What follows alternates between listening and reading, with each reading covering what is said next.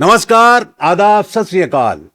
मैं मुश्ताक खान और आज इनसाइड मंत्रा में हमारे साथ हैं mister Bikramjit Singh, director of HB eon labs technologies private limited. Bikramjit ji, आपका इनसाइड मंत्रा में बहुत बहुत स्वागत है। सत श्री अकाल जी। सत श्री अकाल जी। कैसे हैं आप? बहुत बढ़िया जी। बहुत बढ़िया लगा आपसे मिलकर के यहाँ पर। हाँ जी। अभी हम जानना चाहेंगे जो कि हमारा जो बुनियादी अ, उसूल है और जो सवाल है वो ये है कि भारत के बच्चों की पढ़ाई के तरीके में क्या खराबी है और दशकों से ये बदला नहीं जा रहा है। क्या प्रॉब्लम है इसमें? सर, जो हमारा एजुकेशन सिस्टम बना है वो अंग्रेज़ों के ज़माने से चला आ रहा है। जो 1835 में एक मैकले करके अंग्रेज था, उसने जाके अपनी ब्रिटेन संसद में जाके एक मतलब सुझाव दिया था कि अगर इनसे हमें इन्हीं के लोगों पे हुकूमत करनी है तो इनको हमें अपने जैसा बनाना पड़ेगा, और खून भले ही वो भारतीय हो, दिखते भारतीय हो, लेकिन उनके सोच समझ के तरीकों को एजुकेशन से हमें इस तरीके से चेंज करना पड़ेगा कि वो हमारे लिए इंटरप्रेटर का काम करे, हमारे लिए नौकरशाही का काम करे, हमारे लिए यानी कि हमारी फैक्ट्रियों में, कारखानों में काम करने काम का काम करना। करे। तो उसी हिसाब से जो सिस्टम डिज़ाइन किया गया था पूरे दुनिया का, वो प्री इंडस्ट्रियलाइजेशन की के टाइम पे किया गया था। इंडस्ट्रियलाइजेशन पे जैसे फोर्ड ने फैक्ट्री लगाई कार्स की, अब उसको एक जैसे वर्कर चाहिए थे जो उसकी कार को असेंबल कर सके। तो उन्होंने क्या सिस्टम बनाया कि सबको एक जैसे एजुकेट करो, एक जैसे टेस्ट लो, सो दैट कि वो मेजोरिटी में जैसा हमें काम चाहिए वैसे बन पाए, मतलब एक फैक्ट्री वर्कर्स बन पाए। तो उनका जो सोच था वो ये था कि एक स्टैंडर्डाइज सिस्टम रखो, सबको एक जैसे सिलेबस दो, एक जैसी पढ़ाई करवाओ और उनके एक जैसे टेस्ट लो, और उनको जैसी हमारे स्किल्स की ज़रूरत है उसकी तरह से ट्रेंड किया जाए। अब मेरा मानना है कि हमारा जो सिस्टम है वो कैलकुलेटर के टाइम, जब कैलकुलेटर इन्वेंट हुआ था उस टाइम का बना हुआ है, और आज भी हम बच्चों को 1+1 2 या 1+1 2 का रट्टा मरवा के एग्ज़ाम कैलकुलेटर की तरह बना चुके हैं बच्चों को, कि वो कैलकुलेटर की तरह सोच पाएँ कि 1+1 2 होता है। ठीक है, आज कंप्यूटर सोचना सीख चुका है, और बच्चा जो है वो वही रट्टा मार के एग्ज़ाम दे दे के वही सीख चुका है कि मुझे अपने इस्तेमाल जो दिमाग का है वो मेमोरी का करना है, कोई क्रिटिकल थिंकिंग नहीं डेवलप करनी। अगर इसी तरह से बच्चों को हम आगे के ज़माने के लिए ना तैयार करें और यही स्किल डेवलप करते रहें, तो हम बच्चों को एआई से रिप्लेस होने की तैयारी करवा रहे हैं, ना कि बच्चों को एआई से काम करवाने की। मैंने एक बुक लिखी है, AGI is equal to Aladdin genie. आज जो एआई है वो इतना पावरफुल हो चुका है कि वो जिन की तरह हमारा चिराग घिसाते ही बहुत सारे काम कर सकता है। लेकिन बच्चों को आज हमें अलादीन बनने की ट्रेनिंग देनी चाहिए, ना कि अलादीन से टक्कर लेने की। मीन्स के उनको वो स्किल्स सिखाने चाहिए जिससे कि वो एआई का इस्तेमाल करके आज की प्रॉब्लम्स को सॉल्व कर सके, आने वाले टाइम में सस्टेन कर सके। नहीं तो जिस दुनिया में वो आज से 10 साल बाद, 20 साल बाद कदम रखेंगे, जब हम विकसित भारत की बात करते हैं 2047 की, तो आज का जो पहली जमात का बच्चा है उस टाइम पे वो 20 साल बाद 25-26 साल का युवक होगा जिसको एम्प्लॉयमेंट चाहिए होगी। लेकिन उसको हमने सिखाया क्या? उम्र भर रट्टा लगाना, ना जी। कि प्रॉब्लम सॉल्व करना, ना कि एआई का इस्तेमाल करना, ना कि मतलब ऐसे चीज़ें बनाना जो उसको उस टाइम तक आ जानी चाहिए थी। आज भी वो यूथ सड़कों पे है और कल वो जॉब के लिए होगा। आज तो एजुकेशन रिफॉर्म के लिए है, लेकिन जब हाथ से वक्त निकल जाएगा और उसके पास वो स्किल होगा नहीं उस दुनिया में काम करने का, तो उसके पास कोई ऑप्शन नहीं बचेगा, ना सरकार के पास ना हमारे पास ये ऑप्शन बचेगा कि हम टाइम मशीन लगा के वापस आएं और फिर से सुधार करना शुरू करें, क्योंकि हमने ये पहले भी यही किया है जिसकी उस, वजह से हम फंसे हुए हैं। तो इसके लिए इसका क्या मतलब अल्टरनेट है? मतलब क्या इसका सुझाव देना देना चाहेंगे आप हमारे इस ये जो एजुकेशन सिस्टम को? एजुकेशन सिस्टम को मैं ये सुझाव देना चाहूँगा कि आज के एजुकेशन सिस्टम में जैसे चाइना का सोच था, और एक चाइना और हमारे देश के सोच में बहुत बड़ा अंतर रहा है। हमने जब से आज़ाद हुए हैं हमने हायर एजुकेशन पे ज़्यादा ध्यान दिया है।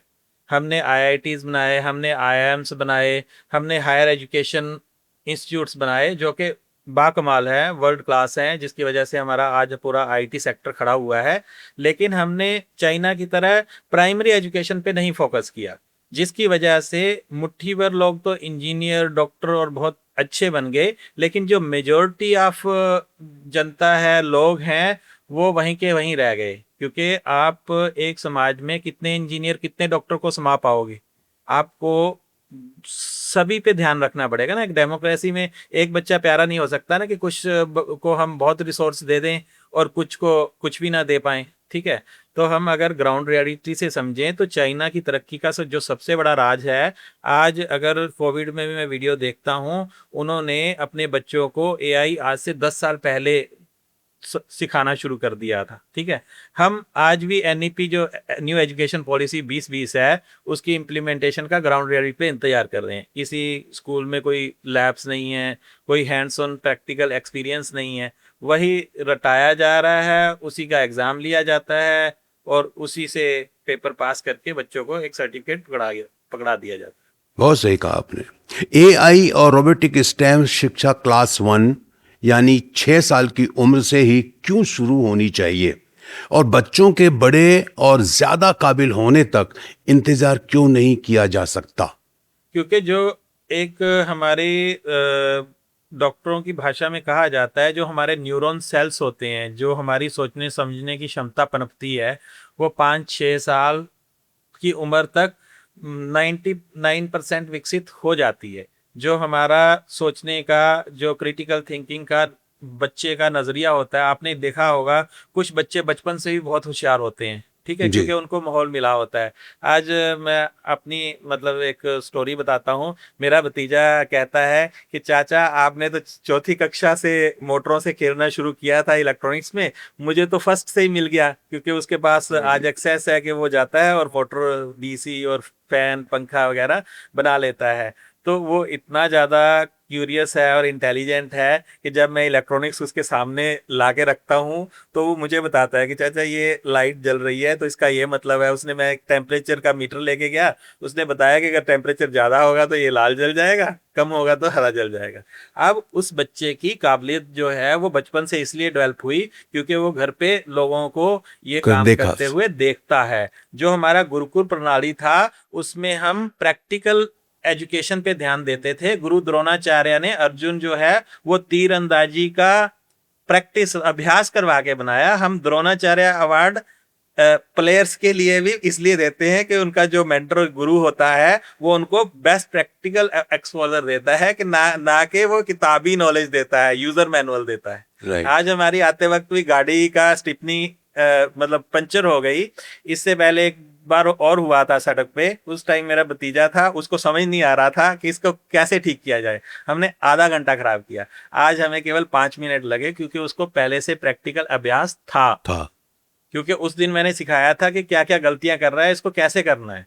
तो आज उसने मेरा हाथ भी नहीं गंदे होने दिए और उसने खुद संभाल लिया। ये है प्रैक्टिकल एक्सपोजर का नतीजा। राइट। हाँ, और हम बच्चों को वो एक्सपोजर दे ही नहीं रहे। हम तो उसको, अगर मैं उसको स्टिपनी चेंज करने का एक मैनुअल दे देता, किताब पढ़ा देता, तो वो शायद एक घंटे में भी नहीं कर पाता। क्योंकि उस दिन भी इसीलिए फंसा था कि उसको दिख तो सब कुछ रहा था कि 4 नट खोलने हैं, लेकिन खोलने कैसे है, पाना कैसे घुमाना है, मतलब कैसे प्रैक्टिकली वो करना है, वो एक स्टिपनी को पीछे फिट नहीं कर पा रहा था वापस जहां से निकाली थी, यानी कि टायर को वो नहीं कर पा रहा।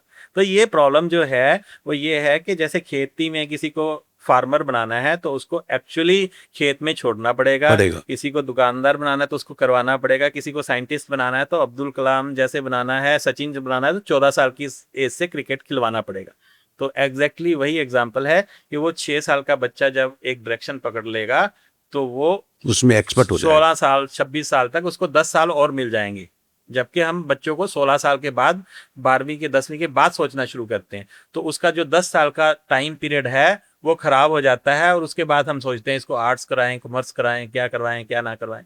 जबकि विदेशों में मैंने देखा, ऑस्ट्रेलिया गया मैं अभी, तो वहाँ पे 10वीं 12वीं के बच्चे काम कर रहे हैं, मतलब वो इंडिपेंडेंट हो जाते हैं, क्योंकि वो 7वीं 8वीं से ही शुरू कर देते हैं सोचना। और माँ बाप भी सोचते हैं कि इनको कैसे इंडिपेंडेंट बनाए। वो चाहे मान लो बर्गर पिज़्ज़ा में ही काम कर रहे हैं, कुछ भी कर रहे हैं, लेकिन वो अपना एक इंडिपेंडेंट थिंकिंग डेवलप कर लेते हैं। हम उनको इतना स्पून फीडिंग करते हैं कि बच्चे को 20 साल तक भी ये कॉन्फिडेंस नहीं आता कि मैं माँ-बाप के बिना रह सकता हूँ। यस, जी सर। सही कहा आपने विक्रम जी। और एक्चुअली क्या ना, हमारा एक पता नहीं, एक है हमारे उसमें कि ओवर प्रोटेक्टिव है। ओवर प्रोटेक्टिव, मतलब हम अपने बच्चों को बोलते हैं कि नहीं अभी हमारा बच्चा है, हाँ, हाँ। अभी बच्चा है, अभी रहने दो, अरे वो गिर जाएगा, अभी उसको जाने मत, अरे ऐसा हो जाएगा, उसको पानी मत डालो, जबकि वहाँ पे छोटे छोटे बच्चों को वो लोग पानी हाँ, में डाल देते बिल्कुल हैं। पानी में डाल हाँ, देते हैं। तो हमारे यहाँ तो अगर अरे नहीं बाहर जाना, बारिश हो रही, भीग जाएगा, ये हो जाएगा, बीमार हो जाएगा। मेरे एक पड़ोसी थे, उनकी बेटियों ने वो कभी स्कूल भी खुद छोड़ने जाया करती थी। कोविड में वो बच्चियां 12-14 साल की होने के बावजूद सोसाइटी के बाहर से सामान नहीं ला पा रही थी, जी, जस्ट क्योंकि हमने उसको इतना ओवर फीड किया था, स्पून फीड किया था। ये स्टेम प्राइमरी शिक्षा वे कौन सी 5 मुख्य स्किल विकसित करती हैं जिन्हें हमारे स्कूल भी बिल्कुल भी विकसित नहीं कर रहे हैं?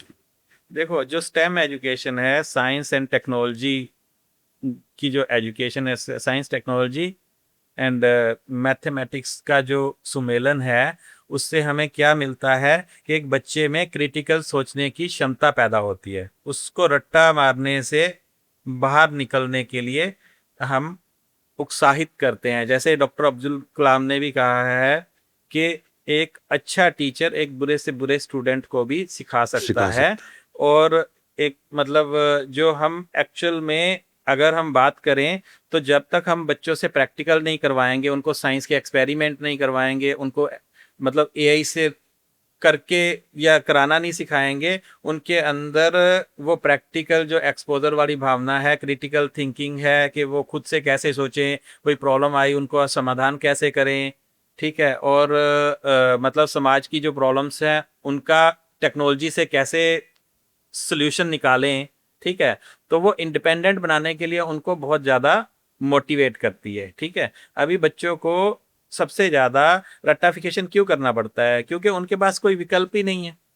अगर वो लैब में जाके अगर एक मैं एडिसन की कहानी सुनाता हूँ, उसकी माँ को उनके टीचर ने एक पत्र लिख के दिया और उसने कहा कि अपनी माँ को ही सीधा जाके देना। अब उन्होंने अपनी माँ को जाके दिया, तो उसने माँ के उस टाइम पे बोला कि आपके बच्चा बहुत ही ब्रिलियंट है, इसको हम अपने स्कूल में नहीं पढ़ा सकते, आप और अच्छे स्कूल में जाओ। ठीक है, तो वो बच्चा बाद में जाके दुनिया का सबसे रिनाउंड साइंटिस्ट एडिसन बना। बाद में जब उसको बाद में फ्लोर पे वक्त जब माँ नहीं रही, उसके बाद उसके पत्र हाथ लिखा, तो उसमें लिखा था कि ये बच्चा मतबुद्धि है, ये हमारे स्कूल में पढ़ने के लायक नहीं है, इसको फायर किया जाता है। तो एक माँ की जो मोटिवेशन है और उस बच्चे की प्रैक्टिकल एक्सपोजर करने की क्यूरियोसिटी, क्योंकि उसने कोई किताबें नहीं पढ़ी, उसने बल्ब बनाया, 1000 एक्सपेरिमेंट किए, फिर भी वो कहता है कि I know the thousands of way which could not work to make the bulb. मैं कम से कम 1000 रास्ते जानता हूं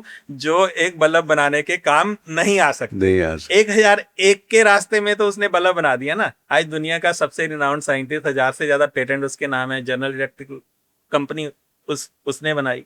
तो आज हमें बच्चों को क्यूरियोसिटी से अपने आप जो एक्सपेरिमेंटल लर्निंग वो सिखानी पड़ेगी, जो कि हमने एक अच्छी शिक्षा नीति लाए भी, एनईपी जो नेशनल एजुकेशन पॉलिसी 2020 है, उसका मतलब मकसद ही यही था कि बच्चों को एक्सपेरिमेंट लर्निंग में माहिर किया जाए। लेकिन हर कानून जो हमारे देश में बनता है, जब वो ग्राउंड रियलिटी पे पहुंचता है तो नहीं वो होता नहीं, कुछ नहीं होता नहीं है, कुछ भी नहीं होता। आज 5-6 साल के बाद आज भी हम वहीं के वहीं खड़े हैं। 90%, 1 लाख से स्कूल तो ज्यादा बंद हो चुके हैं, जो आंकड़ा बताता है।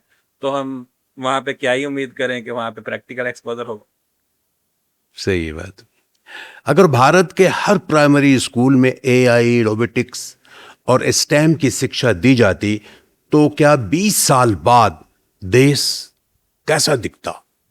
देखो, आज जो चाइना ने 20 साल पहले स्टार्ट किया था, उसने भी यही किया था कि अपने प्राइमरी लेवल के बच्चों को स्टेम की, एआई की, रोबोटिक्स की एजुकेशन देनी स्टार्ट कर दी थी, या जो भी वो टेक्नोलॉजी मैन्युफैक्चरिंग में चाहते थे उसकी उन्होंने उसको ट्रेनिंग देना शुरू कर दी थी। मैं अभी चाइना जाके आया, एक मेरे सामने कंपनी का ओनर बैठा था, एंड आई सेड कि मतलब उसने मुझसे पूछा मेरी एजुकेशन, मैंने कहा कि I am PhD from American university. वो उठ के खड़ा हो गया, ठीक है, और जबकि वो कह रहा है oh nice, I am just 12th पास और डिप्लोमा होल्डर, ठीक है। उसकी एम्प्लॉय ने मुझे ये बाद में बताया कि ये इस कंपनी का मालिक है और वो कंपनी हजारों करोड़ का वहां कारोबार कर रही कारोबार थी, कर रही। ठीक है। और वो मतलब इंस्पायर तो था कि मैं एक डॉक्टर हूँ, एक PhD हूँ और इलेक्ट्रॉनिक्स जानता हूँ, लेकिन जो उनके बच्चों ने 10th पास करके 12th पास करके डिप्लोमा करके करके दिखाया है वो शायद हम भी नहीं कर पाए। मैं भी आज एक कंपनी चलाता हूँ, लेकिन मैं इस काबिल बहुत मेहनत मशक्कत से और एक पूरी जर्नी तय करके बना जो कि उनका बच्चा बच्चा बना हुआ है। मेरा कहने का मतलब हमने एक छोटे से तबके को हायर एजुकेशन देके उनको काबिल बनाया है, उन्होंने बच्चे बच्चे को, हर बच्चे को काबिल बनाया है। तो अगर आज हम भी वही रास्ता अपनाएं कि आज हम बच्चों को, हर बच्चे के हाथ में मतलब AI, टॉयज और साइंटिफिक लर्निंग पकड़ा दें, तो आज से 10 साल बाद हम भी वो चमत्कार कर सकते हैं। और अगर नहीं करते तो हमारा एक होता है डेमोग्राफिक डिविडेंड कि 20 साल के बाद हमारी ओल्ड एज बढ़ने लगेगी, एज जो मतलब ओल्ड लोगों की संख्या है वो बढ़ने लगेगी। आज हमारे पास 26 करोड़ विद्यार्थी हैं जो आज हमारे लिए एक अच्छा यानी कि स्रोत हैं, जो कल को अगर हमने नहीं सिखाया उनको तो वो एक बोझ बन जाएंगे। मतलब अगर 20 साल के बाद जो युवा निकलेगा, आज जो स्कूलों में पढ़ रहा है, वो 26 करोड़ का आंकड़ा है। अगर हमने उनको वो शिक्षा नहीं दी जो 10-20 साल बाद विकसित भारत में चाहिए, तो वो भी इस मतलब हमारे देश पे रिसोर्स ना बन के, हमारे लिए एक ताकत ना बन के एक कमजोरी बन जाएंगे, क्योंकि उनको हम एम्प्लॉयमेंट नहीं दे पाएंगे, उनको हम खिला नहीं पाएंगे। देश धीरे धीरे बूढ़ा होने लगेगा जापान की तरह, क्योंकि हमारी फर्टिलिटी रेट ऑलरेडी 1.9 हो चुका है। मतलब हम ऑलरेडी अब डिक्लाइनिंग जा रहे पॉपुलेशन की तरफ बढ़ हैं, चुके बढ़ हैं चुके हैं 2026। ऑलरेडी। तो जी धीरे धीरे एक 41 तक एक मतलब हमारे पास विंडो है जिसको हम डेमोग्राफिक डिविडेंड्स हर कंट्री का कहा जाता है, जिसमें देश जवान होता है हमारी तरह। जैसे हम जवान होते हैं ऐसे देशों को भी जवान जी जी। होते हैं, जिसमें जवान लोग ज्यादा होते हैं एज कम्पेयर टू बूढ़े। तो 41 के बाद हमारे पास बूढ़ों की संख्या जवानों जा की संख्या से बढ़ने लगेगी। उस टाइम तक अगर हमारे पास कुछ नहीं करते तो 47 तक जो हम सपना देख रहे हैं विकसित भारत का, वो नहीं पूरा कर। दर्शकों को बहुत अच्छी बात की विक्रमजीत सिंह ने, इतनी अच्छी बात की है कि आज हम इतने पिछड़ चुके हैं, आगे बढ़ने की ज़रूरत है। अभी भी हम समझ जाएं तो बहुत अच्छा है। विक्रम जी, बॉलीवुड में युवा भारतीयों की आकांक्षाओं को आकार देने की बहुत बड़ी ताकत है। फिल्में और मनोरंजन विज्ञान और शिक्षा के साथ भारत के रिश्ते को कैसे बदल सकते हैं? देखिए, बॉलीवुड ने आज तक लोगों को इंस्पायर करने के लिए बहुत बहुत अच्छी फिल्में दी हैं। जैसे हम 3 इडियट की बात करें, जो सोनम वांगचुक जी आज अनशन पे बैठे हाँ, वो हैं, जो करेक्टर आमिर खान ने किया था। उन्हीं, हाँ, उन्हीं विद्यार्थियों के लिए वो स्टोरी उन्हीं से इंस्पायर्ड है, जिसमें वो कहते हैं काबिल बनो, कामयाबी के पीछे मत भागो, काबिल बनोगे तो कामयाबी आपके पीछे झकमरा के आएगी। जी यही मेरा कहना है कि जो आज हम कर रहे हैं, हम विद्यार्थियों को काबिल नहीं बना रहे। क्यों उनको सड़क पे आना पड़ा? क्योंकि उनको 20 साल, 25 साल, 30 साल में जो शिक्षा मिलनी चाहिए थी, जो शिक्षा प्रणाली होनी चाहिए थी, वो नहीं मिली, जिसकी वजह से उनको एक सरकारी नौकरी या फिर एक नीट का एग्जाम देना है, जिससे उनसे उनमें से मुट्ठी भर लोगों को डॉक्टर बनना है। लेकिन 10-10 साल जो लोग बेचारे मतलब लाखों में अपनी जिंदगी लगा देते हैं, वो तो बाद में नीट के एग्जाम का सिलेबस भी काम नहीं आता। अगर आप मान लो नीट का एग्जाम क्लियर करके डॉक्टर नहीं बन पाए, तो आप कंपाउंडर थोड़ी ना बन जाओगे। नहीं, मतलब वो एजुकेशन के 10 साल जो आपकी जिंदगी के प्राइम साल बेकार है। हैं, वो जीरो हो गए। तो हम उनको, क्योंकि हम सही डायरेक्शन दे ही नहीं पाए प्राइमरी लेवल से, रूट्स से, तो सबका माँ बाप का एक ही सपना है, सरकारी नौकरी मिल जाए, जॉब मिल जाएगी तो आपकी जिंदगी आसानी से कट जाएगी। अगर वो इनोवेटर होते, अगर वो जॉब सीकर की जगह जॉब गिवर होते, तो उनको ये रास्ता अख्तियार ही नहीं करना पड़ता, वो अपना रास्ता खुद चूज करते। उसमें जो सबसे बड़ी जो मतलब समस्या है, वो हमारी एजुकेशन प्रणाली की है। ठीक है, हम उनको रट्टा मरा के ये तो सिखा पाए कि अंग्रेज जो थे वो फूट डालो राज करो करते थे, आप खुद लेकिन कर ये नहीं सिखा पाए कि हमारे नेता भी यही करते हैं। यही कर रहे मतलब हैं। हम उनको भी वही ये कर नहीं रहे हैं। दिखता कि मतलब रट्टाफिकेशन की। मेरी बेटी की मैं एक एग्जांपल देता हूँ। एक रात वो तैयारी कर रही थी दिल्ली सल्तनत, मतलब एक दिल्ली सल्तनत के दिल्ली में कितने लोगों ने राज किया, इसका एक चैप्टर है एजुकेशन में। मैंने उसको ये समझाया, बेटा तुम्हें ये नहीं देखना कि अकबर कब आया था और अशोका कब आया था, तुम्हें ये देखना। कहा कि अशोका को हजारों लोग मरवा के ये एहसास हुआ कि अब हिंसा नहीं करनी थी, अहिंसा करनी थी। और जो मतलब मैंने कुछ भी हासिल नहीं किया इतने लोगों को मरवा के, आज मैं उस रणभूमि में बैठा हूं जो लहूलुहान है, आज भी लोग मर रहे हैं।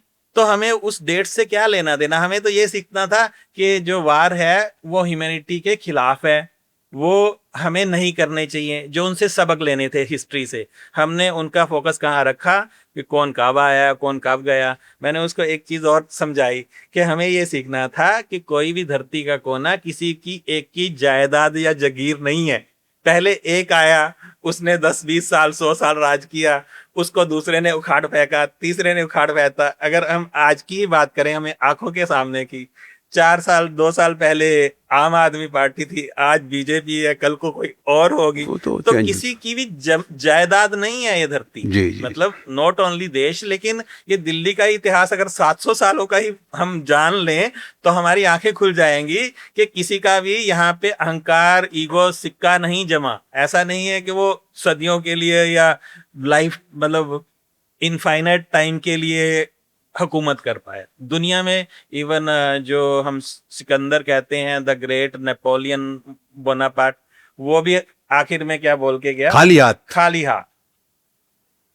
खाली हाथ हाँ, तो जाओगे। अल्टीमेटली ट्रुथ यही है कि जो हमारे नेताओं को भी समझना चाहिए कि जो मतलब धरती है वो किसी एक की जायदाद या जागीर नहीं है, ये सबकी सांझी है और इसमें सबका अधिकार है और सबको अपने अधिकार मिलने चाहिए। जो भी हम रिप्रेजेंटेटिव बनाते हैं उनको हम अपने यानी कि जो हम व्यवस्था चलाना चाहते हैं या लोगों को देना चाहते हैं उसके लिए चुनते हैं, ना कि उनको राज करके लोगों को उल्टा दबाने के लिए देते हैं।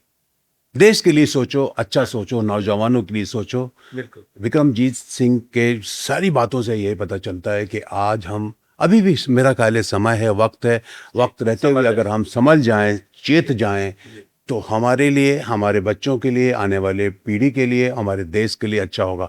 विक्रमजीत जी, आपके साथ बात करके बहुत अच्छा लगा, बहुत अच्छी अच्छी बातें आपने कही, और आपकी बात का ये असर हो जाए, जी, कुछ तो हो जाए, बिल्कुल। तो मैं आज समझता भी हूँ। मैं एक एग्जांपल देता हूँ।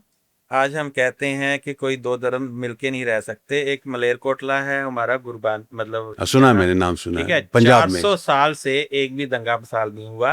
गुरबानी एक गुरुद्वारा और मस्जिद मज का एक एक सर। दीवार है, ठीक है। उसका एक रीजन था, जब गुरु गोविंद सिंह के बच्चों को शहीद किया गया तो नवाब मलेरकोटला का भाई था जिसको गुरु गोविंद सिंह जी ने शहीद किया था उसमें वार में। तो उनका जो औरंगजेब था उसको बोला गया, काजी ने पहले तो काजी को बोला गया कि फतवा सुनाओ इन बच्चों को। अब कह रहे हैं दूध पीते बच्चे हैं, आज भी हमारे पास जो जोवेलियन लॉ है वो कहता है कि दूध पीते बच्चों को हम सजा नहीं दे सकते, ठीक है। लेकिन वो काजी ने कहा कि इनको कोई सजा नहीं मिलती है, आप किस बिना पे इसको हमें मतलब सजा दिलवाना चाहते हो। तो औरंगजेब ने कहा इसको ना जो ये मलेरकोटला का नवाब है उसको सौंप दो। उनके भाई को गुरु गोविंद सिंह जी ने शहीद किया था, वो अपने आप उनकी मतलब सजा दे देगा या जो भी जैसे भी निपटेगा।